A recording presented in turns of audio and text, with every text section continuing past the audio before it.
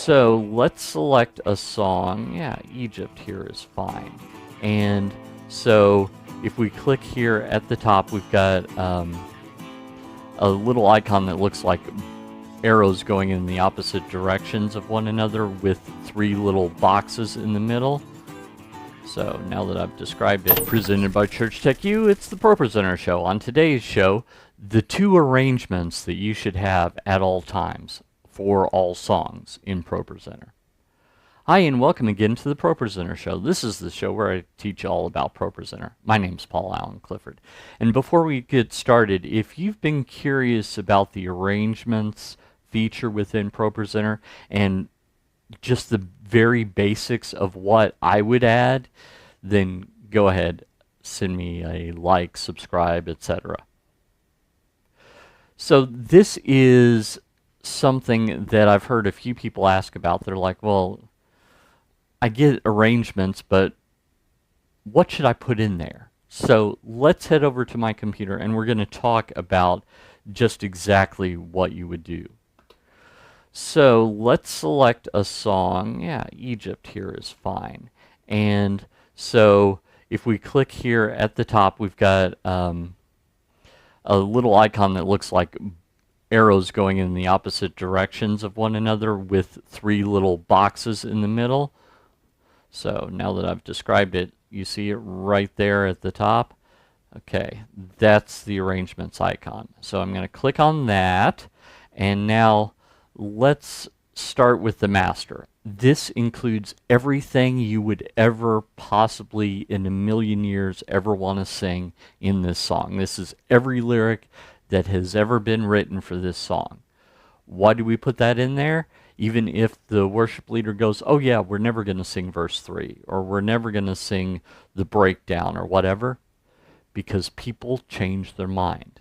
Even if there's a very good reason, even if they say, look, theologically this doesn't make sense, or the pastor hates that verse, or whatever, put it in there anyway, because you never know when something is going to change. So that's what I would put in there. Everything. But this isn't the version that we're actually going to sing because it's only got one chorus. It's got a couple of bridges here, but maybe they get repeated every time before the chorus or whatever. So that's the master arrangement. The next one that I'm going to do is I'm going to create a new arrangement here, and let's call this default. And this idea came to me when I started serving at my current church, is that for each of their songs they have the master and they have the default. And the default is the one that we normally sing. Now, why is it called default? Well, like I said, it's the one we normally sing, but also we are a smaller church. We've got about 130 people that attend, and do you like these videos, but you'd really like to learn from me in person? Well, I've got some great news for you. I am traveling around the country and maybe even around the world training churches on how to use ProPresenter.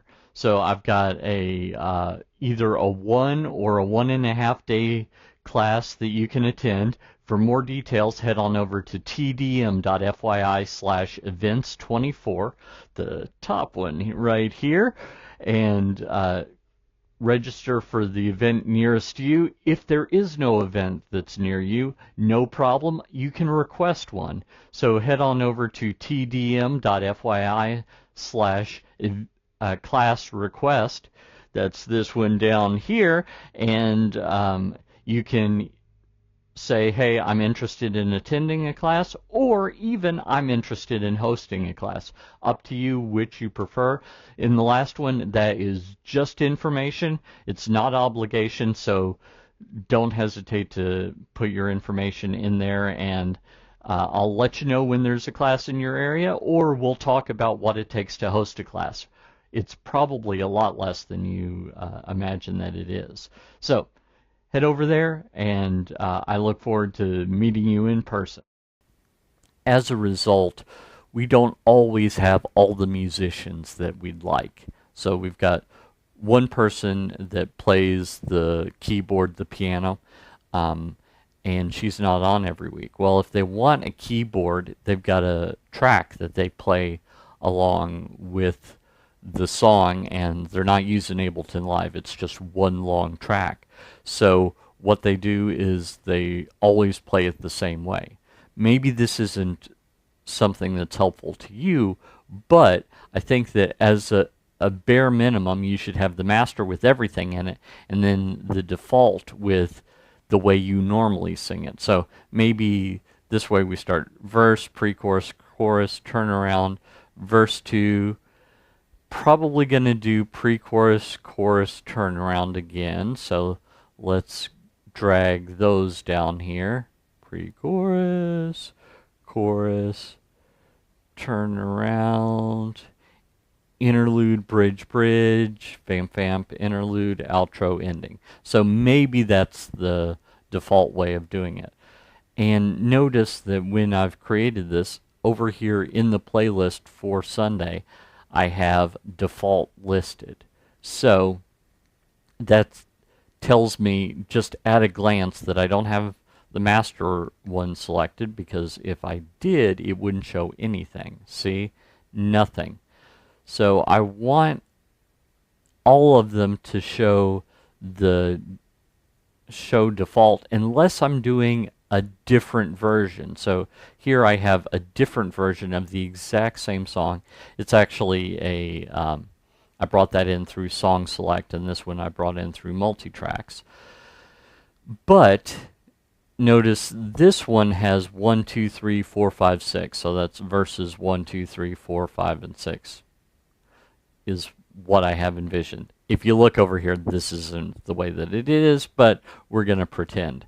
So that's why I think you should have, just as a bare minimum, those two particular arrangements. The master one, which you may never sing or not sing in that order, but you have it if you need it. And then also the default one, which is the one that you tend to sing. Now, if you've got another worship leader that sings a secondary default, maybe you have a secondary default. You know, maybe it's Becky's version, or maybe it is Laura Joe's version, or Cass's version, whoever. And that would be the secondary one that I would do. So I would choose the most commonly used one and use that as default. And then for any others, rename them based on either what's contained within it or who tends to sing it that way, and go for it that way. So those are the two most common arrangements, with touching on some of the other stuff that you might use in arrangements. If you like this content, you'd probably like my ProPresenter 7 Quick Start course, so head on over to TDM.fyi/proquick. Give me your name and email address, and I'll make a login for you for free. Until next time, this is Paul Allen Clifford from TrinityDigitalMedia.com and ChurchTechU.com, reminding you to go out and change eternity.